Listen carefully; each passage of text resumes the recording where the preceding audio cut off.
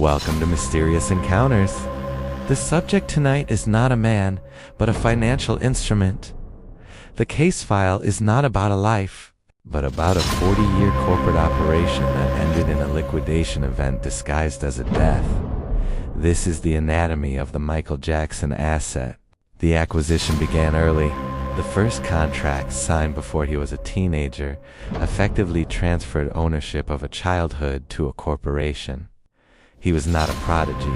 He was a product. And the product was profitable. But as the human component aged, it began to deviate from brand specifications. The first tabloid stories about his changing appearance weren't just gossip. They were investor warnings, quality control reports on a depreciating asset. The response was architectural. Neverland Ranch, a 2,700-acre isolation chamber designed to protect the asset from external market forces and internal realities. But the fortress became a target. The 1993 allegations triggered not a legal battle, but a hostile negotiation. The multi-million-dollar settlement was not an admission of guilt. It was a corporate expense, a ransom paid to prevent a catastrophic brand collapse. A ghost was created, one that could be summoned whenever leverage was required.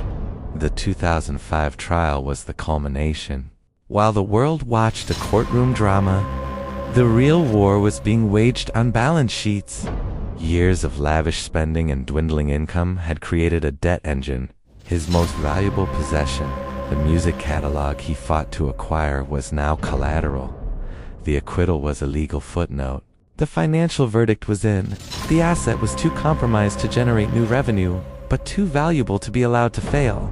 He was trapped. The brand needed to be rehabilitated for a final sale. That sale was called This Is It. It was not a concert tour. It was a last-ditch effort to make the asset solvent before foreclosure. Leaked internal communications revealed the operators knew the asset was failing. The physician, Conrad Murray, was not a rogue actor.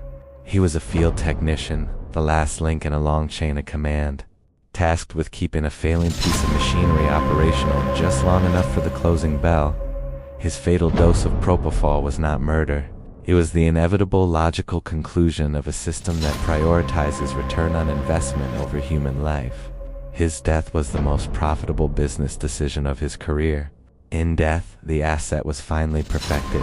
The flawed human element was removed, leaving a pure, endlessly marketable brand. The ghost in the machine now generates billions, a posthumous corporation more successful than the man ever was. The legal case is closed. The public trial of his legacy continues, but the system that acquired him, monetized him, and ultimately liquidated him remains fully operational. Searching for its next asset, the file is never closed, because the machinery is still running.